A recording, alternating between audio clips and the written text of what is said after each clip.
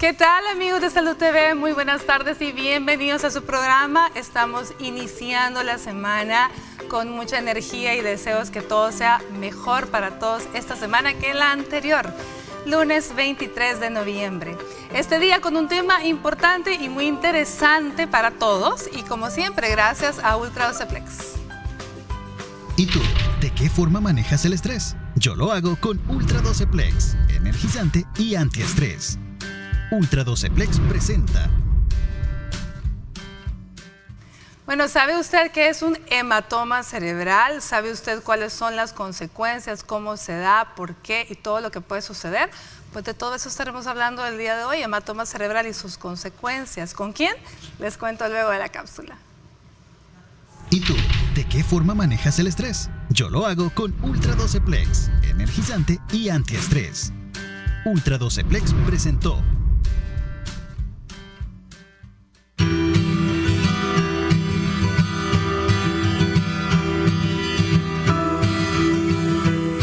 Un hematoma cerebral es una acumulación de sangre dentro del cráneo. Comúnmente se da por la ruptura de un vaso sanguíneo dentro del cerebro o por un traumatismo, como un accidente en automóvil o una caída, provocando que la sangre se acumule en el tejido cerebral o debajo del mismo, ejerciendo presión. Los síntomas, dependiendo de cuál sea el área dañada del cerebro, suelen incluir dolor de cabeza persistente, somnolencia, confusión, cambios en la memoria, parálisis del lado del cuerpo opuesto a la lesión, trastornos del habla o del lenguaje, por mencionar algunos. Para detectar hematomas intracraneales se utiliza la tomografía computarizada o la resonancia magnética nuclear.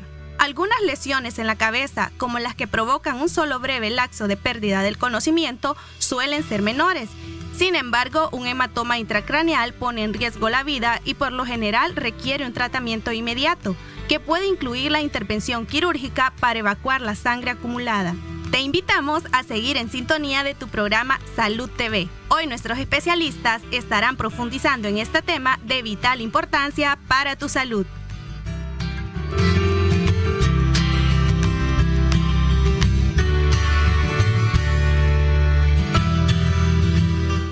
Así es, ese es el tema que vamos a estar tratando el día de hoy y estoy acompañada acá en el set por nuestro amigo neurocirujano, el doctor Giovanni Alexander Martínez. ¿Qué tal, doctor? ¿Cómo está? Bienvenido. Pues mucho gusto, un gusto y un placer nuevamente estarte visitando por acá y acompañar este bonito tema, ¿verdad?, que vamos a tratar el día de ahora. Bueno, en definitiva, estábamos ahí tras bambalinas platicando con el doctor y recordando todas las cosas que uno ve en la emergencia, en los diferentes hospitales del país cuando estamos en el área de clínica, de prácticas. Y pues definitivamente los hematomas en cualquier parte del cuerpo no faltan, ¿cierto? Hablemos qué es un hematoma, doctor, y hablemos cómo se puede dar un hematoma. Un hematoma específicamente en la especialidad, ¿verdad?, de parte de neurocirugía, pues es el acúmulo de sangre en el espacio que se encuentra entre, ya sea, si es un hematoma epidural, entre la dura madre y el cráneo, ¿verdad? Es sangre que se acumula generalmente producto de un trauma. El hematoma subdural es la acumulación de sangre que se encuentra entre el espacio de la aracnoides y la dura madre. Esto puede ser por diversas causas. Podría ser generalmente a la cabeza los traumatismos, ¿verdad? O condiciones preexistentes como pacientes que consumen medicamentos anticoagulantes, ¿verdad?, a la cabeza. Ese es el diario vivir de la unidad de emergencia, ¿verdad? A ver, Giovanni, antes de continuar, hablemos un poquito para que la gente se haga la idea en casa que son la dura madre, la epidural, el aracnoideo, subaracnoideo, para que más o menos entiendan qué son esos espacios. Ok, nosotros en nuestro cráneo tenemos diversas capas que envuelven el cerebro. Esas capas pues están a lo largo de toda la superficie del cráneo, a lo largo de toda la superficie del cerebro, y son tres capas. Se encuentra la dura madre, la aracnoides y la pía madre.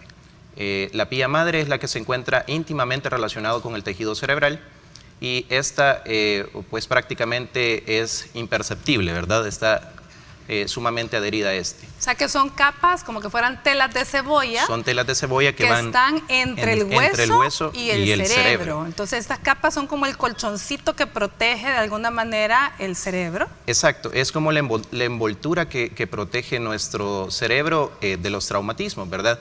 Y en especial la duramadre, se llama duramadre porque, como su nombre lo dice, ¿verdad? Es la capa más dura, ¿verdad?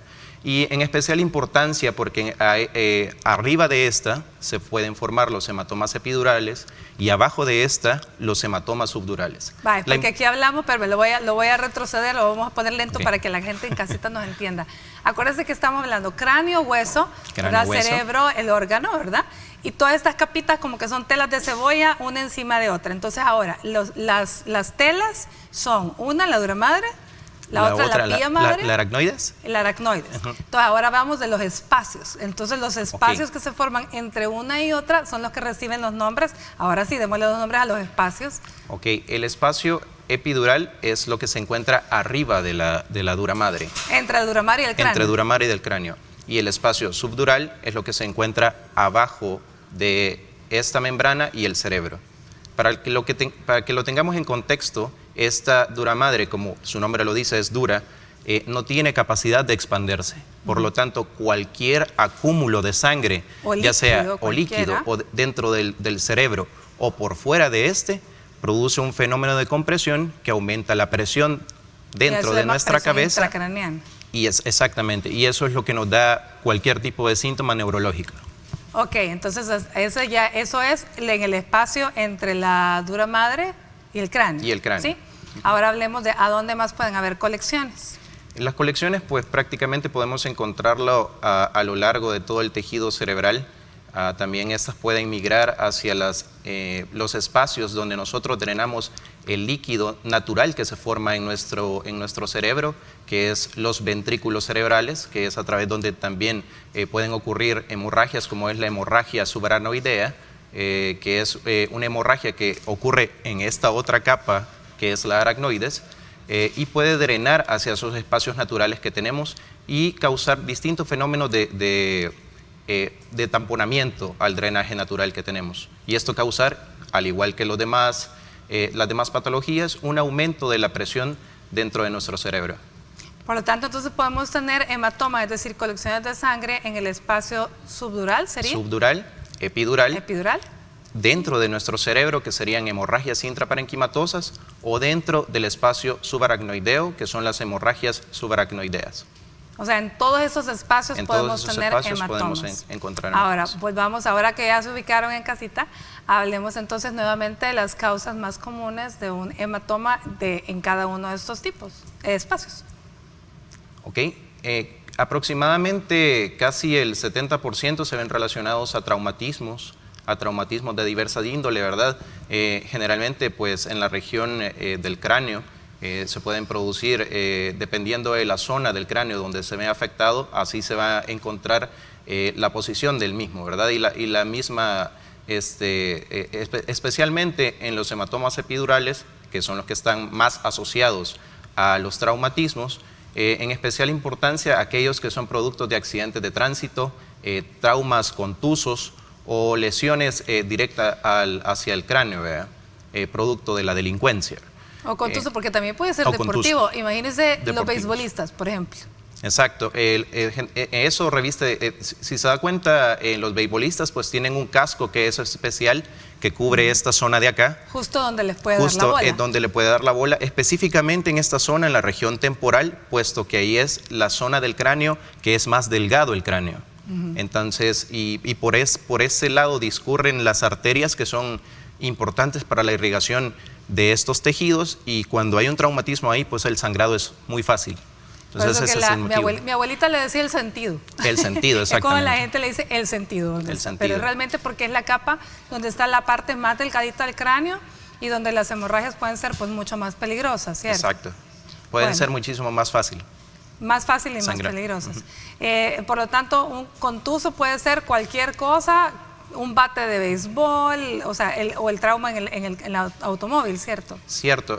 También reviste especial importancia en la edad pediátrica, en la edad de adolescentes, puesto que la la misma actividad de los niños, ¿verdad? Puede ocurrir que tenga algún traumatismo, ya sea leve o moderado, y que pueda producir un problema a ese nivel, ¿verdad? Y causar un sangrado dentro de su cabeza. Giovanni, los niños que saltan en la cama, los niños que les gusta jugar saltando de una cama a otra o estar salta y salta en la cama, esos son los que más, son los accidentes clásicos, ¿verdad? Sí, exactamente. En las emergencias que llegan y se cayó de la cama. Y se cayó de la cama y pierden el estado de conciencia, y hay que correr, ¿verdad? A tomar un estudio de imagen para visualizar qué está pasando ahí.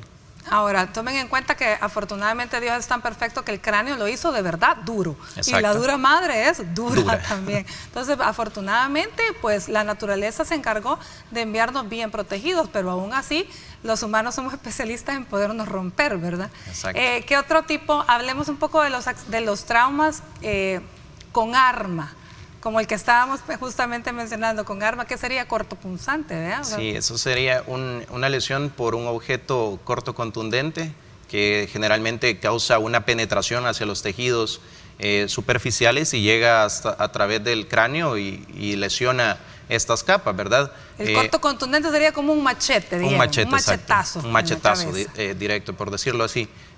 También puede ocurrir con cuchillos, o puede ocurrir con picahielos o con cualquier otro objeto que tenga filo, ¿verdad?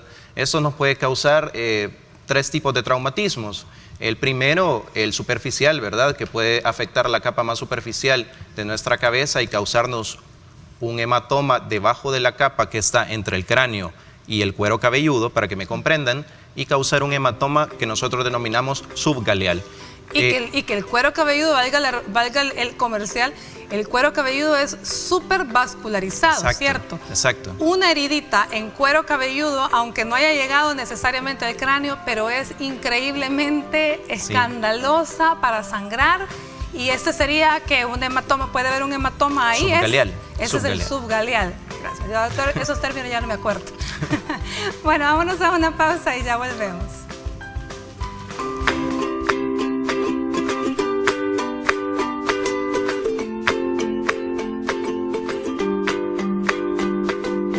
Estás viendo Salud TV.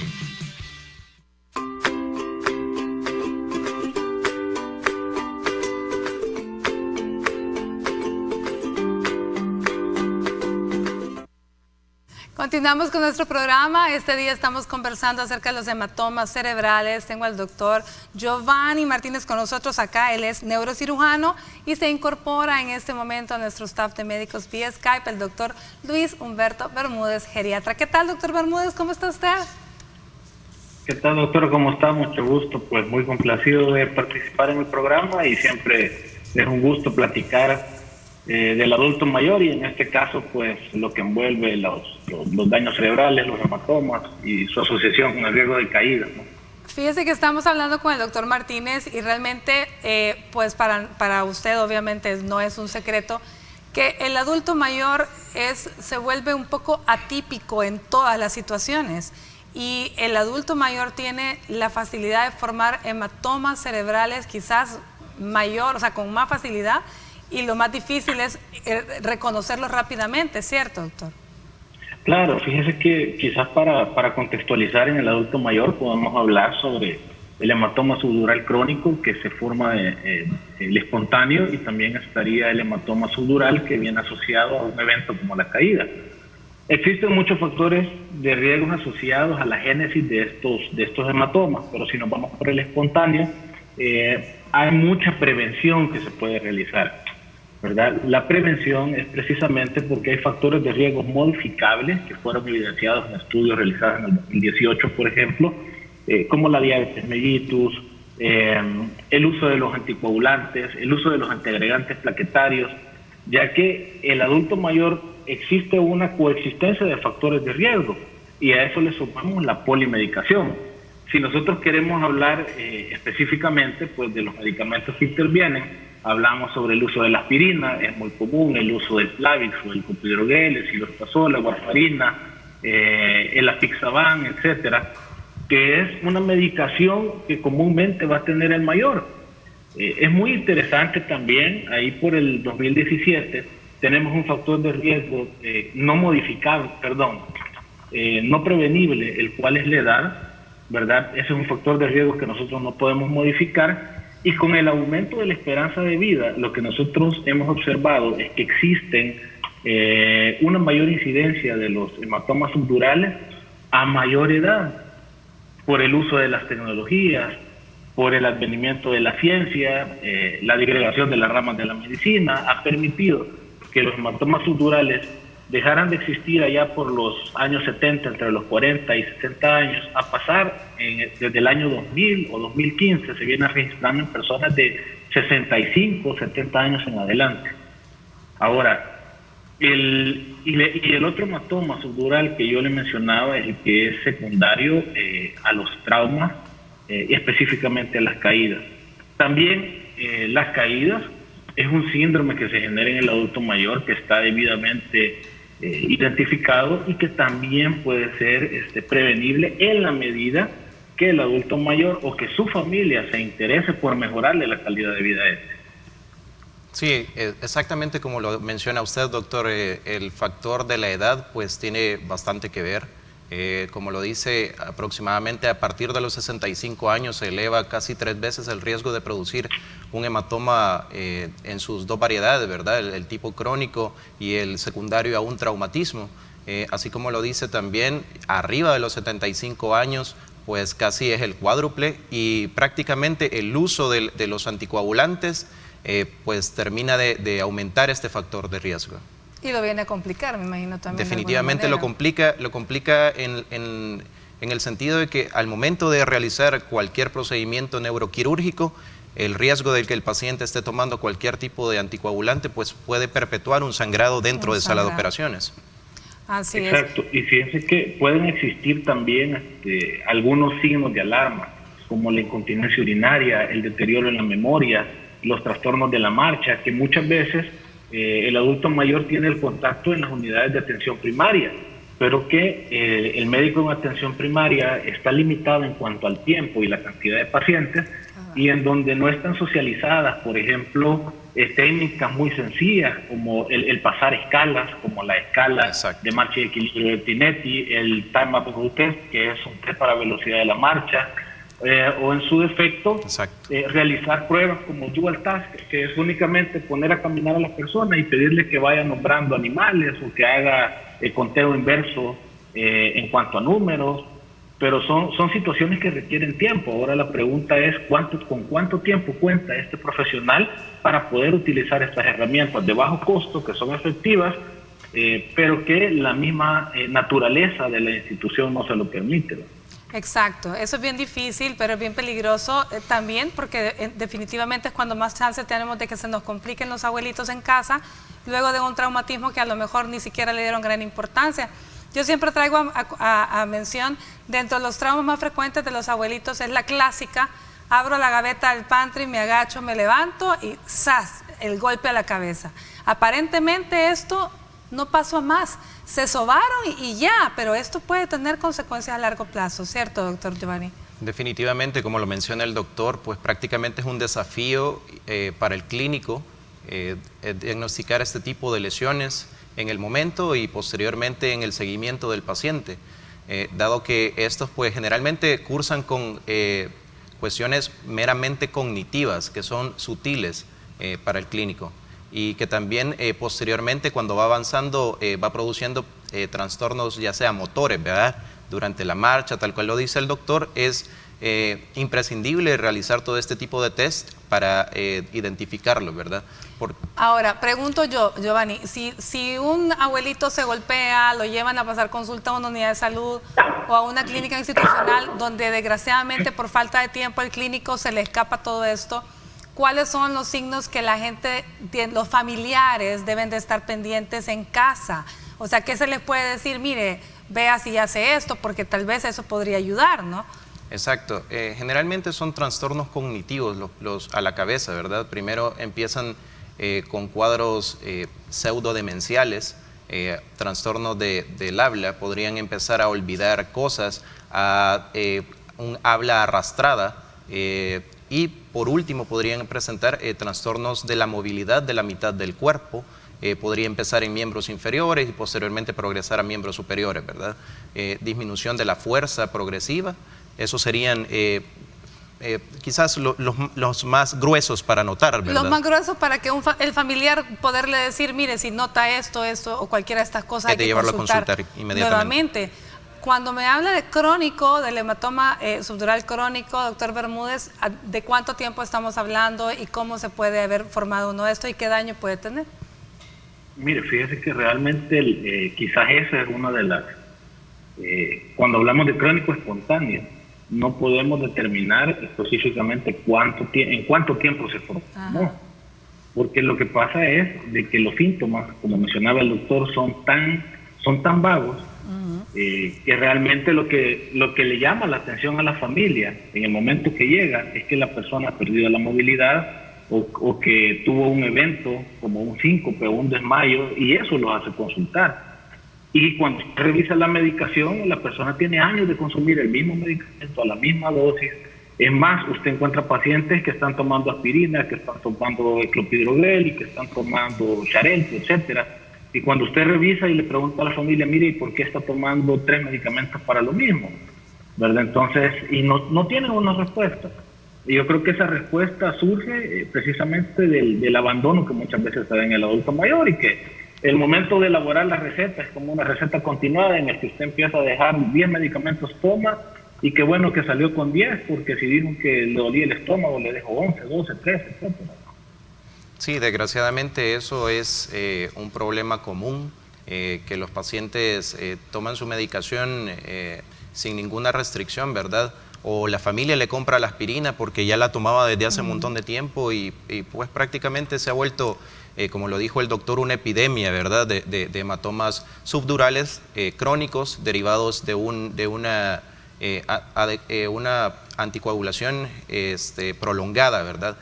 La cronicidad del hematoma subdural en nuestros pacientes, nuestros adultos mayores, viene dada por 3 orígenes, ¿verdad? Generalmente, uno es porque estas capas del cerebro, cuando uno va avanzando en la edad, se vuelven más duras, se vuelven más frágiles, por decirlo así. Menos capacidad de expansión. Menos capacidad y elasticidad de los tejidos internos. Y las venas que van del cerebro hacia esas capas son fácilmente lesionables. Entonces pueden quedar con sangrados pequeños, ¿verdad? Que se van acumulando en el tiempo. Eso es cuando son productos de traumatismo, ¿verdad? De pequeños traumatismos, como el que yo mencionaba, que a lo mejor pasa desapercibido. Exacto. Este hematoma puede parar en algún punto, ¿ya? Y volverse crónico. Y estas mismas capas del cerebro tienen la capacidad inadecuada de formar vasos dentro de su misma capa, y esto continuar sangrando o producir fenómenos como cuando nosotros veíamos en fisiología las membranas osmóticas. Exacto, que se van trasladando trasladando el líquido hacia la otra membrana. Entonces esta membrana empieza a acumular líquido y eso nos forma un hematoma de tipo crónico en el adulto mayor. Muy bien. Ahora, ¿en qué consiste? ¿Cómo diagnosticamos esto en el adulto mayor, doctor Bermúdez? Un hematoma crónico. Generalmente, ¿con qué síntomas llega y cómo lo diagnostica? Mire, fíjese que básicamente es un diagnóstico de exclusión, ¿verdad? Porque el consulta por de la persona no es algo de la cabeza, sino que el consulta por viene siendo... Fíjese que mi mamá tiene problemas para caminar, antes caminaba y ahora ya no quiere caminar, se está haciendo pipí y nadie sabe por qué. Algunas veces cuando ella iba al baño tenía una leve fuga, pero ahora eso es muy notable. Y quizás el tema de la memoria, pero el tema de la memoria les impacta porque no pueden sostener una conversación. Entonces, cuando le hablo como un diagnóstico de exclusión, es porque obviamente en función de costos, usted siempre viene de menos a más. Primero la historia clínica, después el examen físico, después de exámenes de laboratorio, por ejemplo, hormonas tiroideas, niveles de vitamina B12, etcétera. Y su última fase son las neuroimágenes. Y ahí es donde usted se da cuenta realmente qué es lo que pasa con el paciente. Muchas veces, al ser crónicos, nosotros no nos damos cuenta, porque la familia tiene mucho tiempo de convivir o pensar que son fenómenos normales del envejecimiento. Demenciales. Entonces, exacto, que la demencia es parte del envejecimiento. Exacto. Y no es así. pero nos damos cuenta casi siempre por exclusión al tomar ya sea una resonancia o un taco o material de contraste. Antes de eso, para serle honesto, es muy difícil. Muy bien. ¿Cuál sería su mensaje final, doctor Luis, para la Mire, población? mi mensaje final es que tanto los hematomas subdurales, tanto espontáneos, crónicos, y los hematomas subdurales secundarios a caídas, yo pienso que el tema más importante en el adulto mayor es la prevención. Ya sea prevención primaria, cuando antes de que aparezca la enfermedad, secundaria, si podemos ayudarle a corregir estos medicamentos que toma, a corregir puntos de apoyo como el uso de bastón y andaderas, o terciarios si necesitan reemplazos de rodilla u otro tipo de situaciones. Muchísimas gracias, doctor Bermúdez, por habernos acompañado, y recuerden, ojo con esas automedicaciones, cuidado con aspirinita por tanto tiempo y que con esa polifarmacia que tienen, ¿verdad? Cuidar a los abuelitos. Gracias, doctor Bermúdez. Buenas tardes. Un gusto, doctor. Esperamos tenerlo por aquí. Un gusto, doctor. Bueno, nos quedamos con el doctor Giovanni Martínez, pero vamos a ver la sección de Peace and Yoga con Lianik Borlasca. Veamos qué consejo nos trae para comenzar Zen este lunes. Ya volvemos.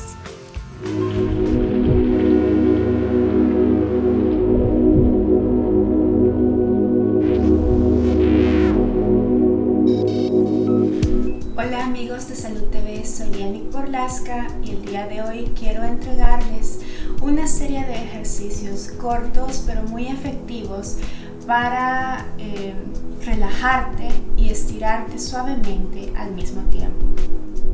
Así que comenzamos acostados en la alfombra o incluso en tu cama, donde sea que estés.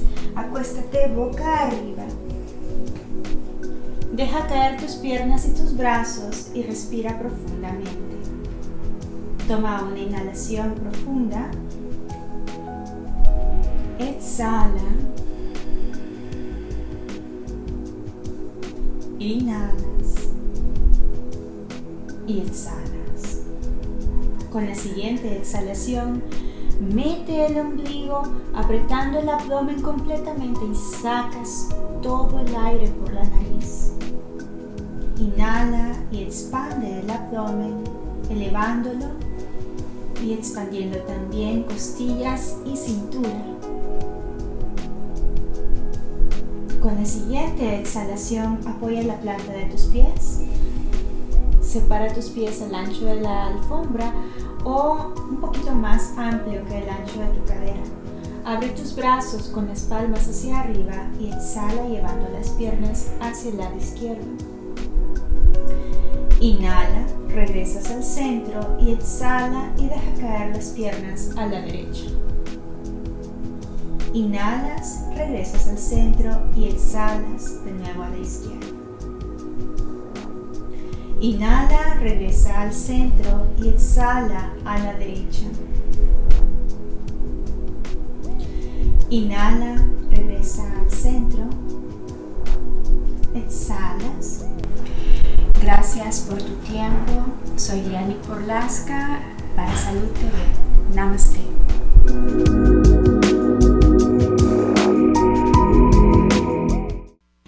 Estás viendo Salud TV.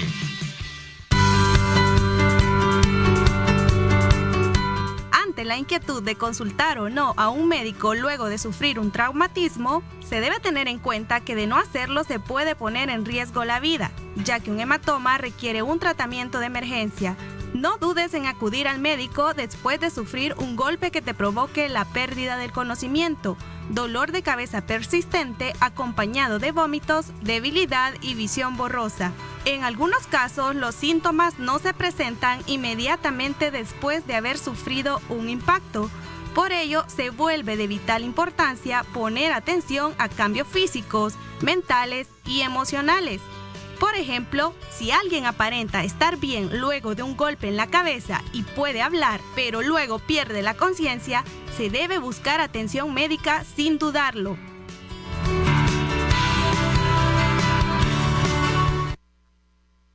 Bueno, muy buen provecho a usted que está almorzando. Gracias por permitirnos acompañarle este día hablando de hematoma cerebral y sus consecuencias. Estamos con el doctor Giovanni Martínez, neurocirujano. Giovanni, ¿qué le parece? O sea, los síntomas ahí están. Definitivamente no hay golpe que afecte el cráneo que sea cualquier cosa, ¿no? Hay que tener mucho cuidado. Pero signos y síntomas, ¿habría algo que agregarle a lo que escuchó en la nota?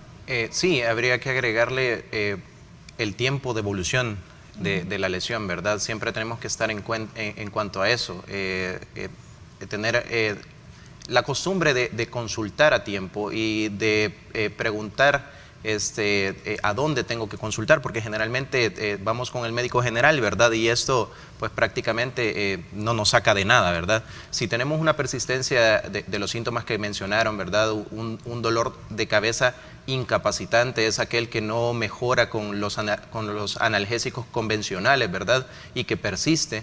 Si este se presenta con vómitos, o también se le añade trastornos de la visión, o inclusive una convulsión, pues es el momento de buscar a un especialista, ¿verdad? Como el neurocirujano, que es el indicado para este tipo de lesiones, ¿verdad? Y posteriormente, pues hacernos los estudios pertinentes y la evaluación clínica adecuada. A ver, Giovanni, media vez ya diagnosticamos o sospechamos un hematoma. ¿Cuál es el gol estándar para diagnosticarlo? ¿Cuál es el examen que toca? Aparte de la evaluación clínica, ¿cuál es el examen de gabinete del que nos valemos? El examen de gabinete pues es la tomografía axial computarizada sin contraste para evidenciar si hay colecciones agudas de sangre dentro del espacio intracraneal. Esa es la medida específica a realizarnos para diagnosticar este tipo de lesiones, ¿verdad? Entonces es un TAC, no una radiografía de cráneo. No es una radiografía de cráneo, es una tomografía sin contraste, ¿verdad? Solo ahí podemos definir específicamente este tipo de lesiones, o si hay otras lesiones concomitantes dentro del mismo. El TAC nos permite distinguir en qué espacio está y el tamaño, ¿no? Específicamente nos permite discernir, ¿verdad? Si se trata de un hematoma que está por fuera del cerebro, ¿verdad? Que es el hematoma epidural o el hematoma subgaleal, o si está por dentro de la cavidad del cráneo, como lo sería un hematoma subdural o un hematoma intracraneano, ¿verdad? Esto nos da la oportunidad de discernir este tipo de lesiones. Ok, media vez ya tengo yo identificado, bueno, ya tienen ustedes, porque ahí no entro yo. Media vez ya tenemos diagnosticado y ubicado dónde está el hematoma. ¿En qué consiste el abordaje? Pues generalmente, dependiendo del tamaño de las características específicas por imagen, ¿verdad? Y la clínica del paciente, pues se determina si tiene un abordaje neuroquirúrgico de urgencia, ¿sí?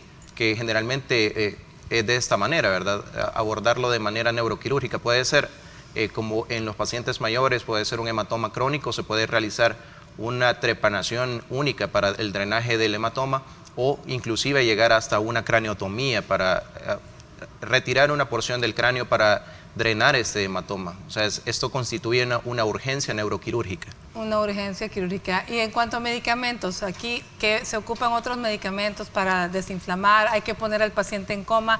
Son preguntas que a lo mejor hay que someterlo, dejarlo inconsciente un tiempo para que ese cerebro descanse, ¿o?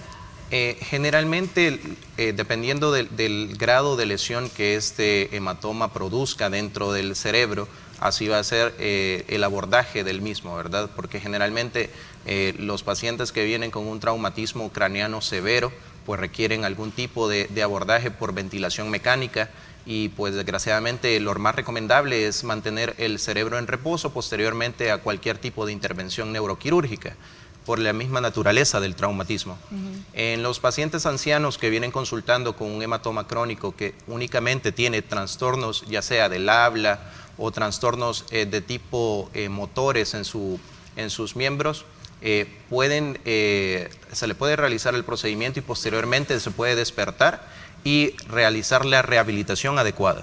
La rehabilitación en este tipo de lesiones es primordial y debe ser el abordaje secundario de este tipo de lesiones. Luego del hematoma. Hablemos un poquito de niños. Yo sé que también no es su campo, pero de igual forma ustedes como neurocirujanos abordan todo tipo de pacientes. Los recién nacidos tienen una calota craneana súper, o sea, durita, pero es como más moldeable, precisamente porque acaban de nacer, todavía tienen sus fontanelas, los espacios abiertitos para que pueda terminar de crecer el cerebro, ¿no?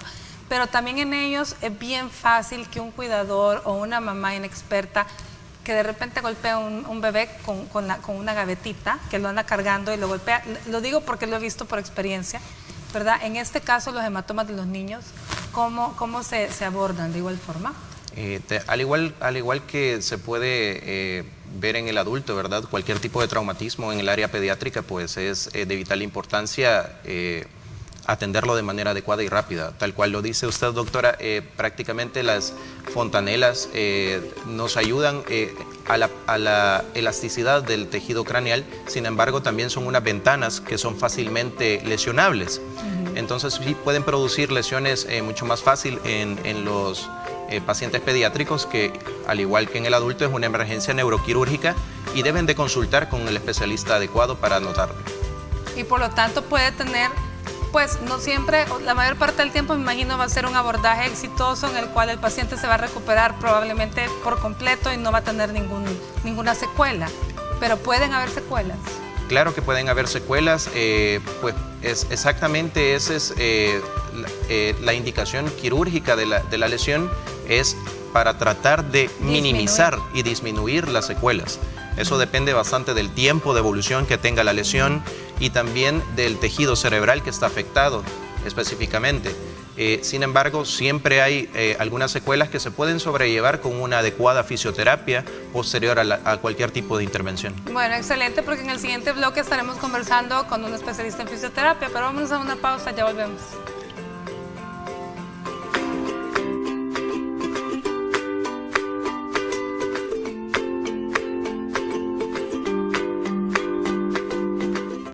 Estás viendo Salud TV.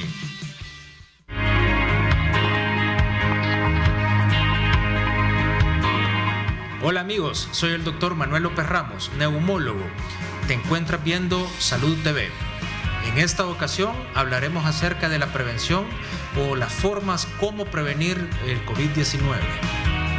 No debes de olvidar que para prevenir el COVID-19 tienes que mantener un distanciamiento social. Esto quiere decir que cuando estés con otras personas debes de mantener por lo menos una distancia de separación de por lo menos 2 metros. Además, debes de recordar que el uso de la mascarilla debe de ser indispensable para evitar que se pueda propagar el virus. Además, te sugiero que no olvides lavarte las manos constantemente y en ausencia de un sitio donde tú lo puedas hacer, siempre debes de llevar contigo alcohol gel para limpiarte las manos y así prevenir que el virus llegue a tu cuerpo.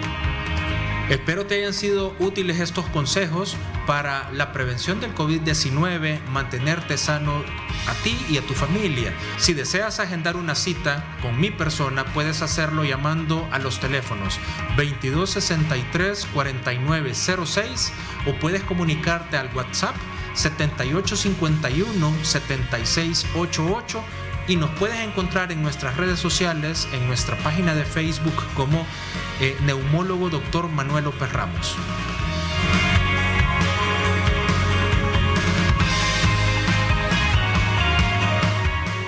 Muchísimas gracias al doctor Manuel Ramos. Recuerden, no se relaje, la pandemia existe todavía, el virus está ahí en medio de nosotros, así que tenemos que seguirnos cuidando.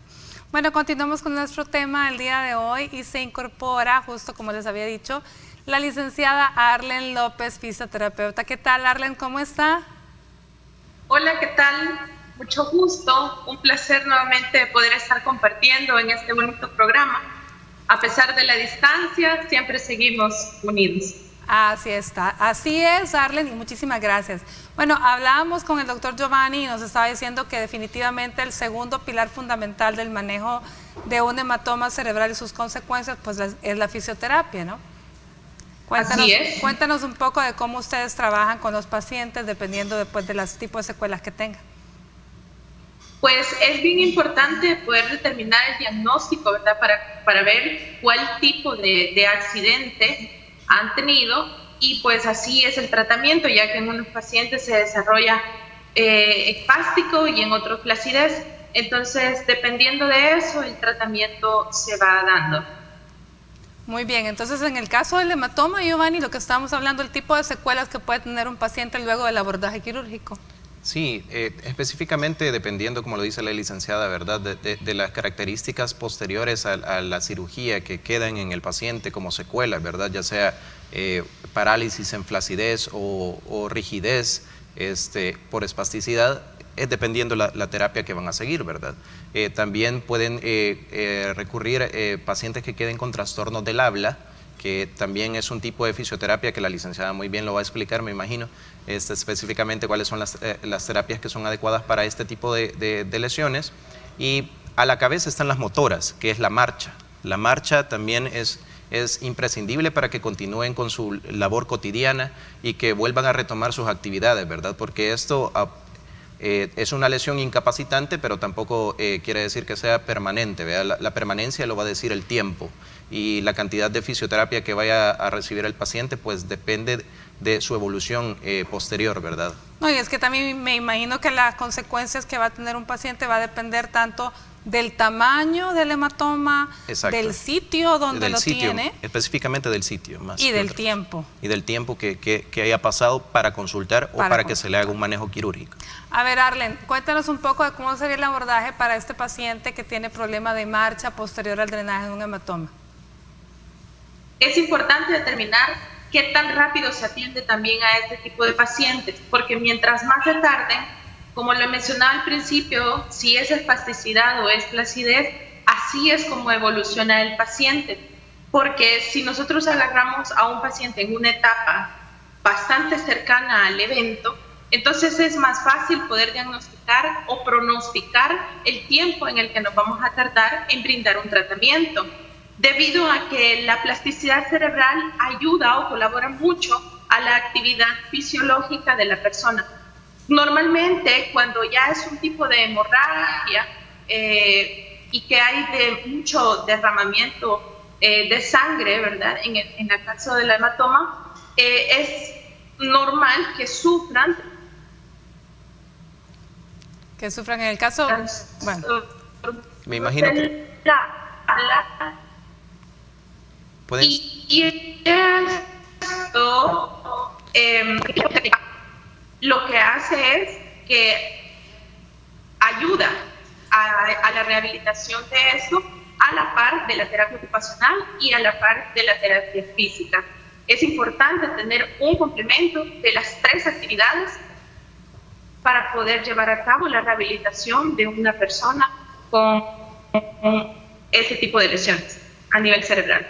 Bueno, como bien dice Arlen, yo creo que recuperar un paciente va a depender de muchas cosas, pero también va a depender de la edad y del ímpetu y de la frecuencia con la que vaya a terapia, ¿no? Sí, específicamente como lo menciona la licenciada, de la plasticidad cerebral es la capacidad que tienen las neuronas para retomar funciones que otras tenían, que se vieron involucradas en algún tipo de lesión.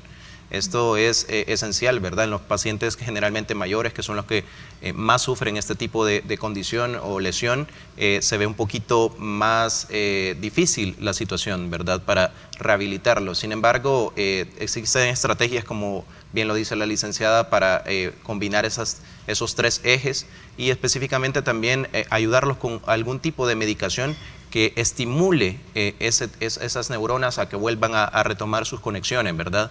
En definitiva, generalmente, como decimos en neurocirugía, pues siempre va a quedar algún tipo de lesión, ¿verdad? Desgraciadamente es el cerebro del que estamos hablando.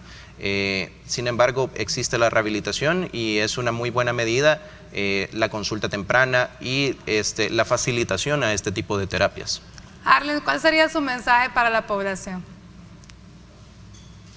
Mi mayor mensaje normalmente para todas esas personas que todavía dudan de la eficiencia y de la eficacia que la fisioterapia puede ser en todas las etapas del proceso de enfermedad, es que no tengan miedo, que no duden y que asistan a sus fisioterapias. Y hay muchas personas que no solamente dudan, sino que están conscientes, pero el tiempo se les alarga y entonces deciden mejor dejar un tiempo y no volverlas a retomar, y pues ahí es donde vienen las secuelas más fuertes de este tipo de lesiones que suceden a nivel cerebral.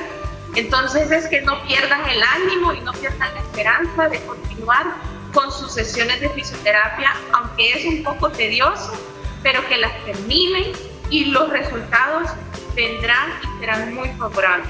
Que van lentos pero seguros. Bueno, gracias Arlen, gracias por habernos acompañado, esperamos tenerla pronto a la próxima, ¿ok?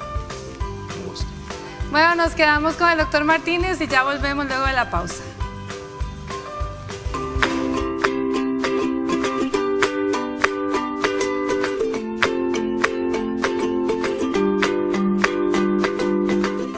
Estás viendo Salud TV.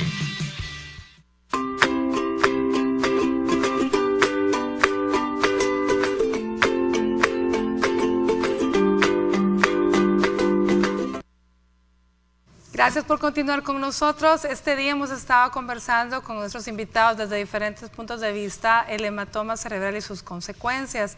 Y ya escucharon que el tiempo es oro, pero bueno, Giovanni, yo creo que vale la pena recopilar un poquito la información, los hematomas, a dónde se pueden formar y qué es lo más importante de por qué hay que detectarlos temprano. La importancia de la detección temprana es porque estos generalmente, como se forman ya sea dentro de la cavidad adentro del cráneo o dentro del cerebro, pues siempre constituyen una emergencia o una urgencia, dependiendo de las características mismas de este tipo de lesiones. La importancia, en cuanto lo habíamos hablado anteriormente, a la prevención, es que los pacientes no tomen medicamentos que sean que produzcan anticoagulación, ¿verdad? Sin que sean recetados por un médico especialista, generalmente los cardiólogos o los médicos internistas, que son los que dan el medicamento para evitar cualquier tipo de lesión cardíaca.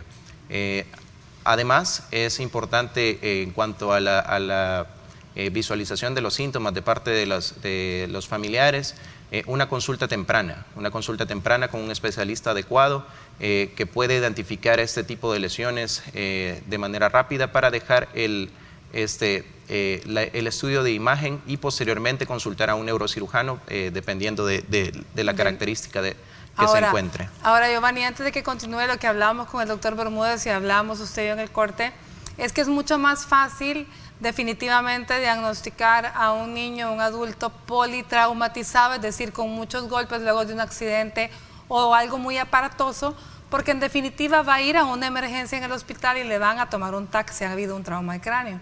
Pero el adulto mayor es un caso aparte, porque el adulto mayor, lo que me decía el doctor Giovanni, es que puede llegar a la consulta de emergencia justo después del traumatismo y no ver nada en el TAC, ¿cierto?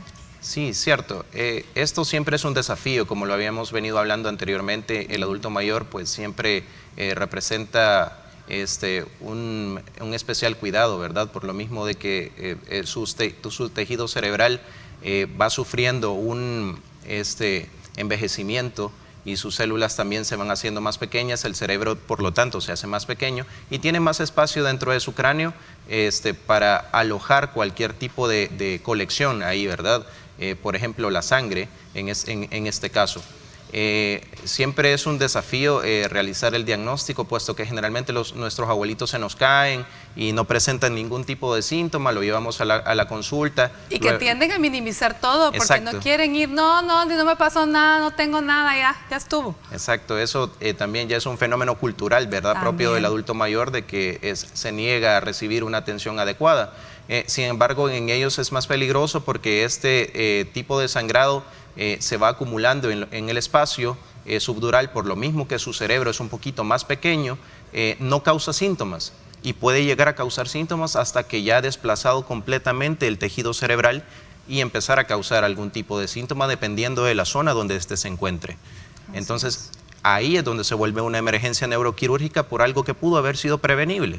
Así es. Y un llamado, por favor, a los deportistas, deportes extremos, que también necesitan protección para evitar esto. Exacto, por algo tienen los cascos, ¿verdad? Por algo utilizan los cascos en los deportes extremos. Sin embargo, los traumatismos siempre están a la orden del día y revista especial importancia porque estos prácticamente por el mismo hecho de ser lesiones de alto impacto también generan otro tipo de lesiones por contigüidad a los tejidos cerebrales, ¿verdad? Por el movimiento del cerebro dentro de la cavidad craneana, que es una cavidad cerrada. Así que por favor a sus niños, bicicleta, patineta, patines, motocicleta, todo aquello que tiene casco, como bien dice el doctor, para algo están los cascos y es bien importante proteger ese cerebro.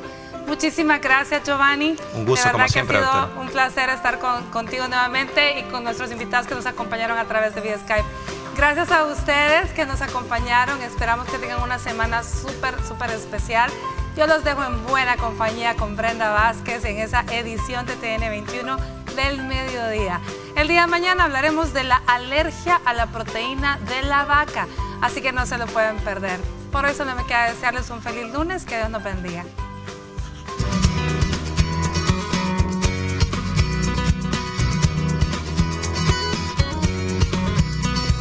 Un hematoma cerebral puede poner en riesgo la vida y requiere un tratamiento de emergencia. Por eso hemos preparado los siguientes consejos que te ayudarán a evitar complicaciones. Busca atención médica inmediata, sobre todo si presentas dolor de cabeza persistente, tienes vómitos o pierdes el conocimiento. Esta acción será clave para garantizar tu bienestar. Protege tu cabeza. Es importante minimizar lesiones y para eso debes protegerte con un casco adecuado si practicas deportes de contacto como andar en bicicleta, motocicleta, patineta o cualquier actividad que pudiera ocasionar una lesión grave.